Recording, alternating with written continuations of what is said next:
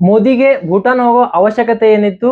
ದೆಹಲಿಯಲ್ಲಿ ಇಂಥ ದೊಡ್ಡ ಟೆರರಿಸ್ಟ್ ಅಟ್ಯಾಕ್ ಆಗಿದೆ, ಈ ಟೈಮಲ್ಲಿ ಅಲ್ಲಿಗೆ ಹೋಗೋದ್ ಬೇಕಿತ್ತ ಅಂತ ಕೆಲವರು ಪ್ರಶ್ನೆ ಮಾಡ್ತಿದ್ದಾರೆ. ಯಾಕೆ ಹೋಗಿದ್ರು ಅಂತ ಹೇಳ್ತೀನಿ ಕೇಳಿ. ಭಾರತದ ಅತಿ ಸೂಕ್ಷ್ಮ ಜಾಗ ಯಾವ್ದಾದ್ರು ಇದ್ರೆ ಅದು ಸಿಲ್ಲಿಗುರಿ ಕಾರಿಡಾರ್ ಆರ್ ಚಿಕನ್ ನೆಕ್. ಅಲ್ಲಿಂದ 50ರಿಂದ 60 ಕಿಲೋಮೀಟರ್ ದೂರದಲ್ಲಿ ಭೂಟಾನಿನ ಡೋಕ್ಲಾಮ್ ಅನ್ನೋ ಪ್ರದೇಶ ಇದೆ. ಭೂಟಾನಿನ ವೆಸ್ಟ್ ಏರಿಯಾ ಭಾರತದ ಬಾರ್ಡರ್ ಇದೆ, ಈಸ್ಟ್ ಏರಿಯಾ ಚೀನಾದ ಬಾರ್ಡರ್ ಇದೆ.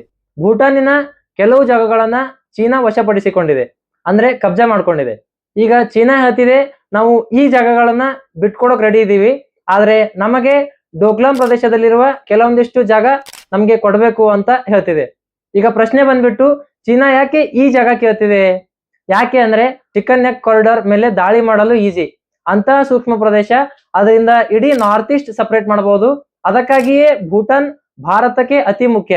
ಅದಕ್ಕಾಗಿಯೇ ಭಾರತ ಅಲ್ಲಿನ ಹೈಡ್ರೋ ಪವರ್ ಪ್ರಾಜೆಕ್ಟ್ ಮೇಲೆ 3000ಕ್ಕೂ ಅಧಿಕ ಕೋಟಿಯ ಖರ್ಚನ್ನು ಮಾಡಿದೆ. ಅದರಲ್ಲಿ 70% ರಷ್ಟು ಲೋನ್ ಇದೆ ಮತ್ತು ಉಳಿದ 30% ರಷ್ಟು ಗ್ರಾಂಟ್ ಇದೆ. ಭಾರತ ಭೂಟಾನವನ್ನ ಬಿಟ್ಕೊಡಕ್ ಸಿದ್ಧವಿಲ್ಲ. ದಟ್ಸ್ ವೈ ಮೋದಿಜಿ ಅವರು ಭೂಟಾನಕ್ಕೆ ಹೋಗಿದ್ರು, ಅಲ್ಲಿಂದ ಸಂದೇಶನೂ ಬಂದಿದೆ. इसके पीछे के षड्यंत्रकारियों को बख्शा नहीं जाएगा. All those responsible will be brought to justice.